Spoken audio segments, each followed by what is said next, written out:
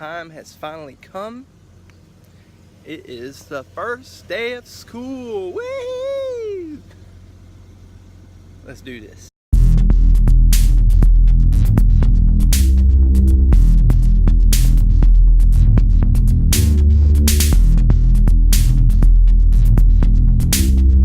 So I'm trying to get there as early as possible this morning so that I can greet the students as they come in the door, and so that I can just kind of go over a little bit more of the game plan with my CE, which is all figured out, of course. It's just always good just to kind of consult, see if she wants me to do anything new or different today. But I plan on getting in there and talking with the students and starting to establish that relationship. All those things they tell you to do in college and in the textbook. So, I mean, that's common sense. I mean, you know, anytime you're in a new environment or you're meeting new people, even though these are little people, they're still, you know, they need to establish that relationship. So I think we're gonna have a great year, and I think that these students are gonna do a lot of cool things with my teacher and myself. Another piece of advice that I like to give student teachers, just from my experience and my time in the classroom, as well as just being a parent of two boys, be prepared. The more you can do to get prepared, the more things that you can get accomplished the night before or a few days before, if you know what's going on. It's going to really benefit you. I mean, in any profession or any job or any life situation. And that's what I hope to instill in myself, in my family, and also in the students that I'm teaching.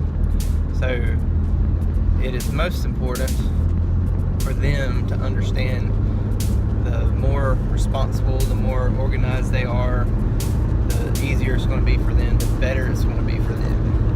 And like I said, that goes for me too, because believe me, I need some organization every once in a while.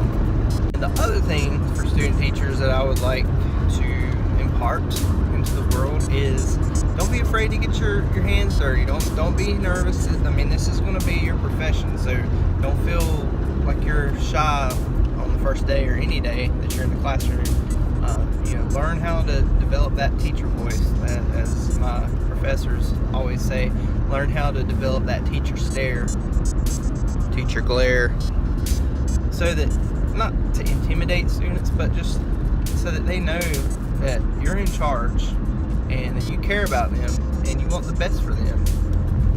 But they have to understand that you're the adult and they're the child.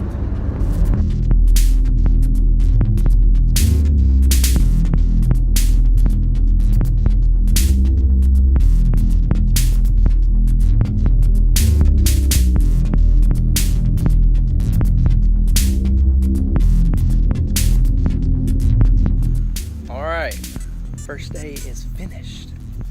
Whew! I'm exhausted, but it's a good exhausted.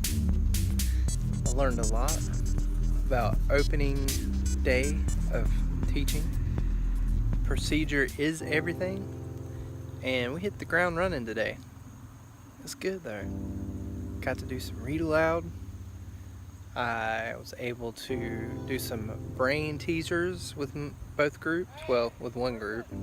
And we plan for tomorrow, so I hope to continue that cycle of just continually working with my CE. The dogs are going crazy, which obviously I will continue to work with my CE, duh.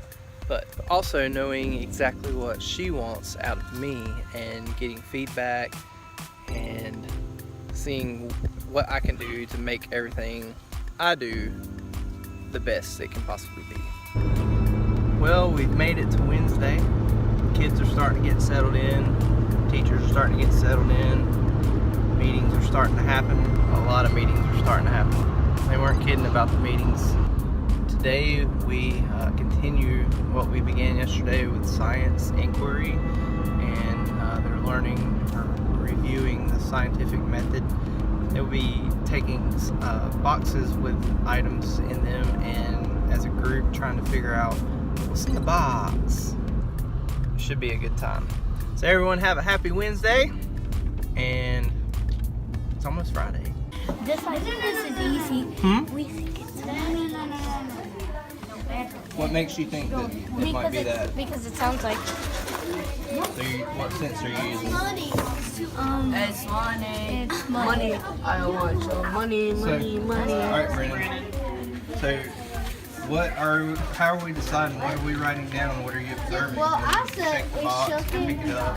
It was heavy. It was heavy. And then I'm on the next one. Me too. And not real to right. Okay. It felt. So it it sounds felt like heavy? money. And it sounds like cash. Yeah, I've already put money. What does it sound like when you hear that sound? What makes that sound? I like So change. is it paper money Change. You can hear or? the Every detail matters. So anything you can write down. If you just say money, then we might think you're talking about paper. You're talking about dollar bills or something like that. What's something positive that you are instilling in your classroom this week or this month? How are you spreading the positive? Let's start a hashtag and a movement this year. Spread the positive. There's so much negative in the world. Let's see what we can do. So the first week of school is in the books for student teaching. I had a great time. I had a crazy day yesterday. At the very end, we had a tornado drill. So the kids got to, it was right before they had to go get in their cars and get on the bus. And since we had a tornado warning for our county, they decided, hey, let's have a tornado drill. And guess what? We sat there for a good 30 minutes, 45 minutes. Well, these kids sit there in the tuck position. And they didn't go crazy. That was good. This morning, Saturday, I am heading over with my lovely wife to set up her new classroom. She got a new job, and it's really close to home, and she's going to dig it, I think, and she's really excited about it. So we're going to set up some stuff in her classroom so that whenever she gets ready to move in full time, she'll have everything ready to go. So she teaches pre-K, and she is awesome, and I've learned a lot from her. Even though we're kind of in an age gap, she's teaching pre-K, I'm teaching 5th. It's all good. It all relates. It's all similar. So we'll get all this stuff set up, and hopefully I can show you some pictures this afternoon. This week I have pondered what it means to be a great teacher or a great instructor, and what it means to really help your students to develop a best sense of understanding and to grow in their educational experience. So here are a few things that I thought about. Number one, I think that education should be exciting. It should be fun for the students. It's not always going to be fun, but the more elements of fun that you can add, or the more anticipation you can build into your lessons, would be the best thing, the best situation for you and for the students. And what I mean by that is try to develop something to get their attention. We all learn this in school. Sometimes we forget to do it in the classroom. Sometimes I forget to do it in the classroom as well. But if you videotape yourself every once in a while, you'll see, oh, I'm pretty boring right there, or this lesson is kind of going south. Number two, I think that lessons and time in the classroom should be relevant.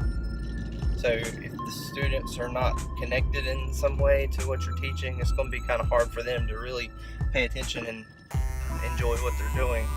So if there's any way you can make it relevant to the learning environment, as a student teacher, that's what I'm learning, that this helps to build upon their understanding a little bit better, and it kind of engages them a lot more than if you were just to stand up there and recite something that you've written, or just throw out some facts and lecture the whole time. Number three, the lesson should have a purpose. So if you're just trying to get them to connect to the standard without showing them the purpose of that, then I don't think that they're going to understand it as much. I don't think that they're going to ingest it. Number 3, lessons should have a purpose. If you are adding elements that are not necessarily connected or part of what you're trying to teach them, it can be kind of off-putting or confusing to some students. Now, some students may not have a problem with that, but when you're trying to differentiate or trying to make the lesson attainable for all students, you really have to be focused, I think, and this is what I've learned as a student teacher and as a college student, that everything needs to be relevant, but it needs to be focused and centered on a main idea or a main concept. I'm going to try each week to add on other little things that I've noticed and that have helped me and possibly could help others during student teaching as well as into the profession. There you have it. That's the end of this teacher vlog for the week. I hope you enjoyed it. I hope that it was meaningful. I hope that it made sense, and I hope that you were entertained somewhat by my shenanigans and my ramblings. So have a great week, and I'll see you next time. As always, subscribe.